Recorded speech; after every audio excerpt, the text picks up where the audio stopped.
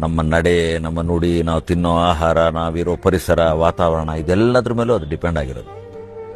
So ನಾವು ಎಷ್ಟು ಹೊರಗಡೆ ಚೆನ್ನಾಗಿ ಇಟ್ಕೋತೀವೋ ಅಷ್ಟೇ ಒಳಗಡೆನೂ ಚೆನ್ನಾಗಿ ಇಟ್ಕೋಬೇಕು.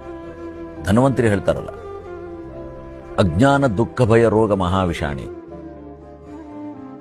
ಅಂದ್ರೆ ಅಜ್ಞಾನದಿಂದ ದುಃಖ, ದುಃಖದಿಂದ ರೋಗ, ರೋಗದಿಂದ ಭಯ. ಅದ್ ಭಯ ಬಂದಾಗ ಫುಲ್ ಎಲ್ಲಾನು ದೇಹ ಎಲ್ಲ ಕಂಪ್ಲೀಟ್ ವಿಷ ಆಗುತ್ತೆ ಅಂತ.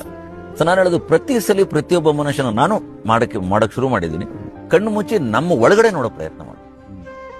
ಸೊ ಒಳಗಡೆ ನೋಡಕ್ ಬಂದಾಗ ಅದು ಮಾಡ್ತಿರೋ ಕೆಲಸಕ್ಕೆ ಒಂದು ಕೃತಜ್ಞತೆ ಹೇಳಿದ್ರು ಕೂಡ ಅದು ಮಾಡ್ತಾ ಇರಬೇಕು ಅನ್ನೋ ಒಂದು ಎಚ್ಚರಿಕೆನೂ ಒಳಗಡೆ ಬರಬೇಕು.